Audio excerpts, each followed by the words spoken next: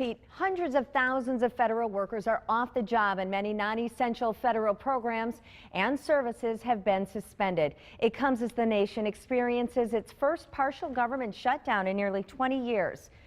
People classified as essential government workers, such as air traffic controllers, border patrol agents, and most food inspectors, will stay on the job. The government will continue to pay out Social Security benefits and Medicare and Medicaid fees to doctors. However, national parks, museums, and agencies such as NASA will be closed. Lawmakers from Wisconsin voted along party lines. Republican Senator Ron Johnson joins us now on the phone with more on the impasse in Washington. Good morning, Senator. Thanks for joining us. Good morning. Let me ask you, is it right to shut down the government to change a law that has already been passed? The president compares that to a ransom. Well, I certainly was trying to do everything I could to avoid this. I don't want to play brinkmanship. The federal government causes enough uncertainty to our economy. We don't want to add to that at all. So I've been working tirelessly with the White House, trying to find areas of agreement to prioritize spending, to replace sequester. I've been working with the House members, encouraging them to pass spending bills or continuing resolution prior to our August recess. But we're here at this point because of the dysfunction of the federal government. And that's one point I want to make is I really want people watching what happened over the last couple of years, watching the next couple of weeks, couple of months, and ask themselves this question: do I really want this dysfunctional, this broken federal government taking over a greater share, more control over my health care system? I don't think that's a very good idea. Senator John McCain of Arizona has said, quote, "We can't win," and he says that sooner or later the House would have to agree to Democrats' demands for a simple, straightforward funding bill to reopen the government. Do you agree with that? Well, again, I didn't want to play brinkmanship. I was not...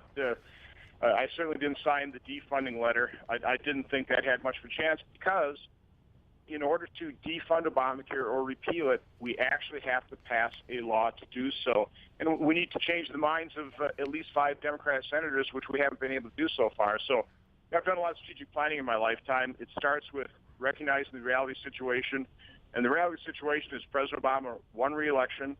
Harry Reid's still in control of the Senate. So what I think we should be moving toward is having the House pass the types of health care reforms that we're for, and then trying to work with Democrats to at least remove the most damaging parts of Obamacare. For example, the medical device tax, which 79 senators voted to repeal, that's really shipping jobs overseas. I mean, we should try and do some of those positive things to, like I say, remove the most damaging parts of the health care law.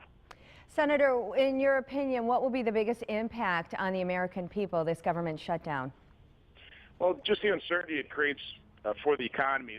Washington, like I said, already creates enough uncertainty. We don't need to add to that. Hopefully, this will be a very short-term situation. There's not much of a desire in Washington, pretty much across the board, for any kind of lengthy shutdown. So hopefully we can come to terms pretty fast, and the vast majority of Americans probably won't even notice it.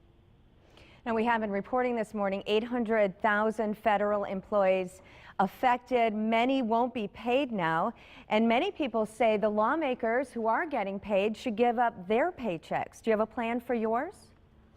Well, I'm happy to do that again. I'm hoping this is a matter of hours or a day or two, and there's not going to be much of an effect one way or the other.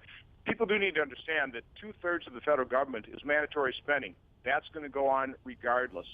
And so and quite honestly, all the other essential parts, all the security parts, our national defense, all that stuff is going to go on. So the amount of government we're actually going to be shut down is a pretty small percentage of the total budget.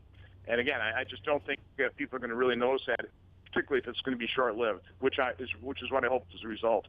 Yeah, you mentioned hopefully hours, a couple of days. What exactly happens next?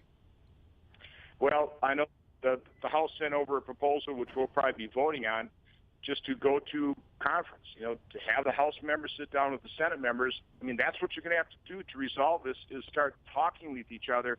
Apparently, Senator Harry Reid rejected that notion, so it's hard to say. Again, I just want Wisconsinites looking at the dysfunction of the federal government and asking whether we want to continue to grow the federal government and have its influence over our lives continue to grow, or do we want to maybe start shrinking its influence on our lives? That's, I think, the better option. Senator Ron Johnson of Wisconsin on the phone with us this morning. We thank you for your time, Senator. Have a great day. You too.